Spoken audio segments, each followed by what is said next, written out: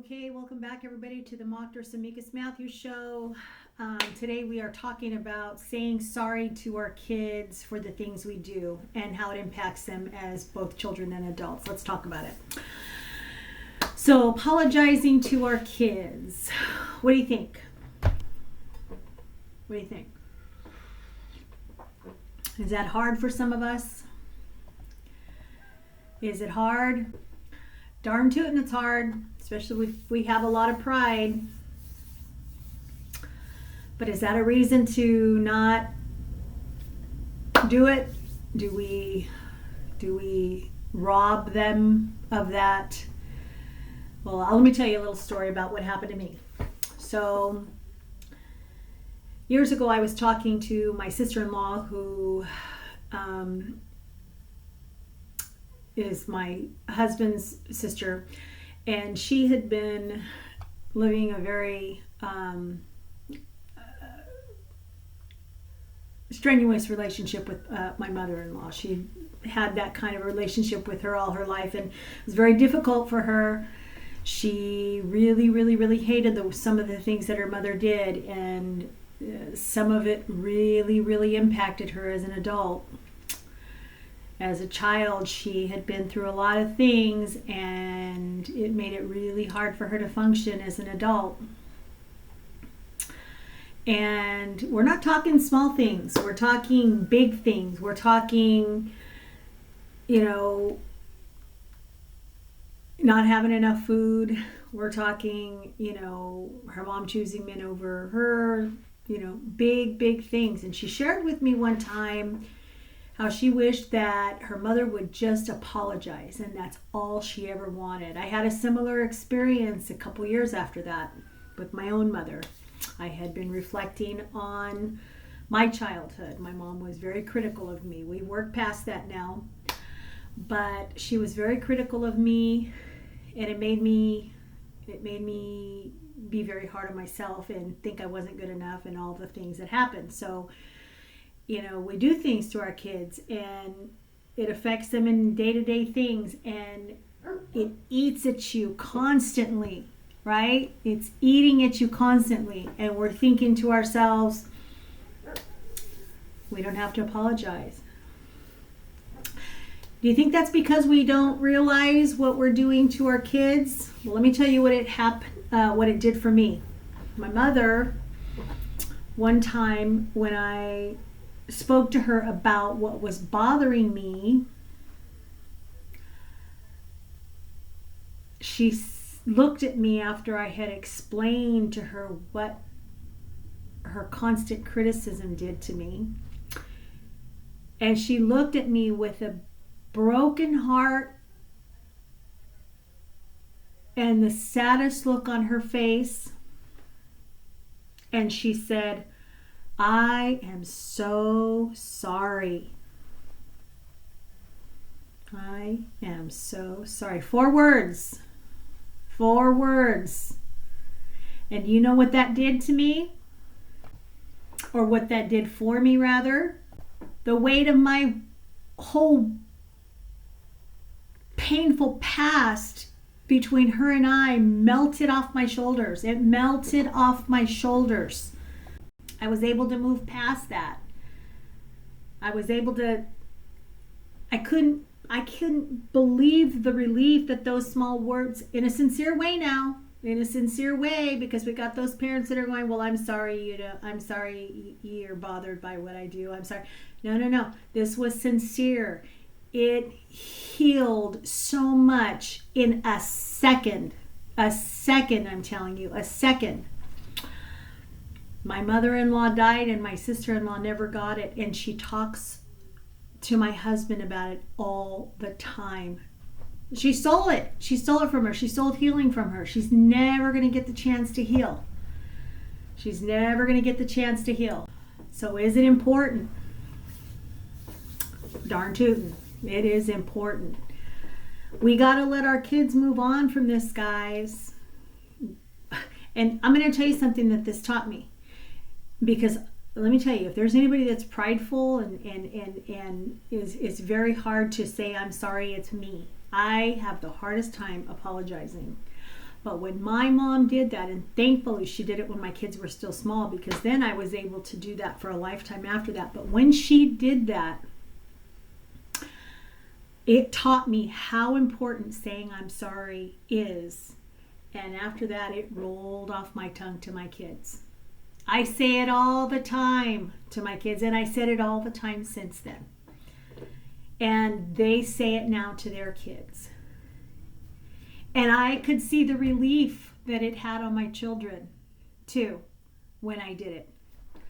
So don't minimize the effects of this, guys. If you've got something to work on about yourself, if you've got something that you need to get past so that you can be that person that humbles yourself enough to be able to say, I'm sorry, you're going to be doing great things for your kids. You're going to be doing massive things for your children. And why wouldn't you want to? It's a small thing. Once you do it the first time, you're always going to do it. And it's going to get easier and easier and easier. And you don't even think about it anymore. So I don't know, guys. All right, let's see what else I was going to talk about on this.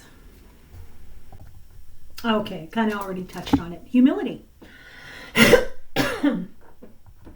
Takes humility. It takes humility to say I'm sorry. It is so hard to say I'm sorry. And why is that? What is that teaching us about ourselves when it's too hard to say I'm sorry? What do we learn about ourselves? I'm going to write this down. What do we learn?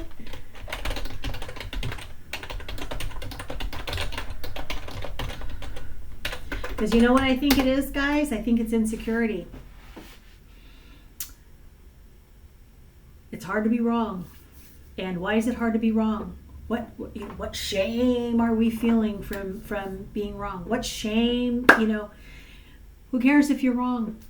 Who cares?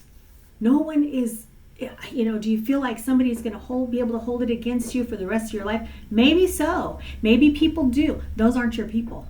Those aren't your people. Those aren't your people. If you got someone who's going to hang over being wrong to you all your life, those are not your people. So let's work on that. Work on being humble. What are some things that we can do? Well, self-reflection, ask yourself, am I able to say sorry easily? Because I can tell you it wasn't easy for me, especially, and it still isn't with my husband. So it's something I got to work on too. And what do I want to do about that? Honestly, nothing. We're kind of in a funny stage of our marriage right now. So at this moment, it's very difficult for me. But I promise you I'm going to work on it because I don't want to give you guys anything to do that I'm not going to do myself. How can we become more humble? Okay, I think it kind of means the same thing, humility and being humble, right? Doesn't it? Let me look up what Google says. Oh, okay. Here it says, humble is an adjective describing a person or state. Modest, unpretentious. I got work. While humility is the noun referring to the quality or characteristic of being humble. Okay, so they're kind of like, they're totally related, right? Okay. So what can we do? I don't know. Let's see. I guess shifting the focus from ourself to others. Somebody is sending me an email. Okay. Maybe showing gratitude. Let's see what else what did I write down? Developing self-awareness. Ooh, this is good.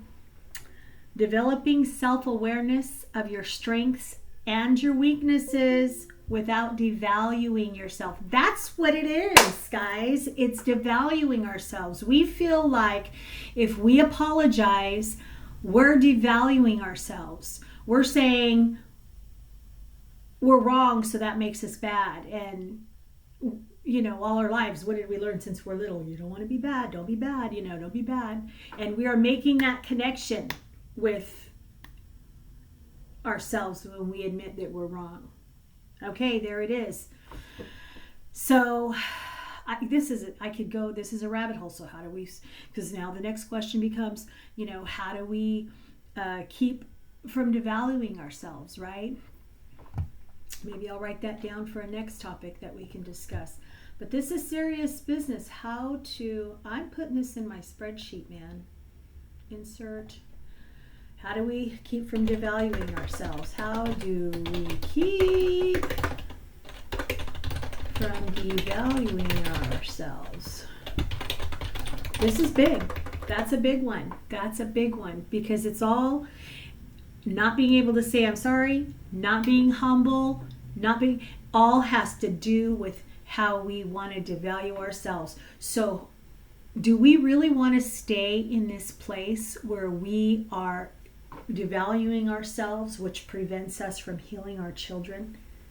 We got to work on ourselves, guys. Self-love. This is all related to self-love. I'm putting that down, related to self-love. Because when we love ourselves, we can love our children enough to make these adjustments. This is the problem I think that narcissistic parents have with their children. They feel so devalued. They cannot say I was wrong about anything. These people do so much damage, but these people are so damaged. And I have a really hard time being angry with these people because I feel like they're so jacked up. They're so jacked up. It's really hard though to have that compassion for them because their mental illness hurts you, right? If I have depression, if I have anxiety, that's a mental illness. That hurts me, right? It hurts me. I can't sleep at night because I'm thinking, oh my gosh, I'm having all this anxiety about the next day or what might happen or what might not happen, right? That's hurting me. I can't sleep at night. It's making my head hurt. It's driving me crazy. It's making me shake. My adrenals are all up, like as you can see. But when you have that narcissistic thing going on, your mental illness hurts others in a terrible, terrible way. That is tough business, guys. Okay, so I think we can safely say it's important. It's important. It is so important to say that we are sorry to our children. We can't let them leave childhood without a place to heal. And that place starts right there at home with you. Let me tell you something I heard. Excuse me. You can grow up with 5 different people around you that are terrible. But if you have one that loves you, if you've got a grandparent that believes in you and pours into you, you're going to be okay. You're going to be okay. You don't want to be that bad person that's making your kid's life miserable. I don't even think narcissists want that. They just, again, they're so devalued. Anyway, I digress. I forgot what I was saying. Yeah, we want to be that place. We want to be the healing place. We don't want to be the place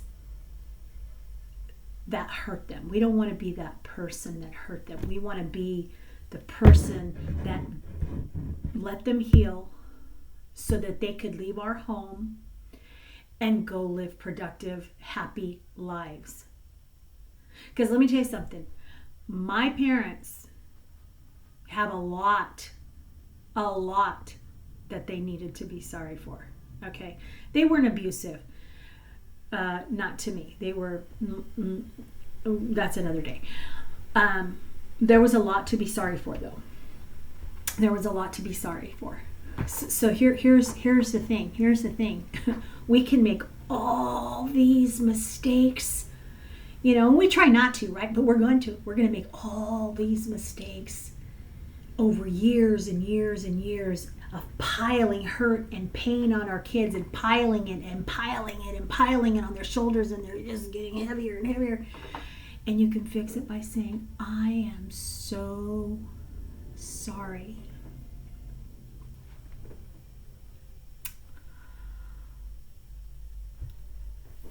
So that's it today, guys, with Dr. Samikas Matthews.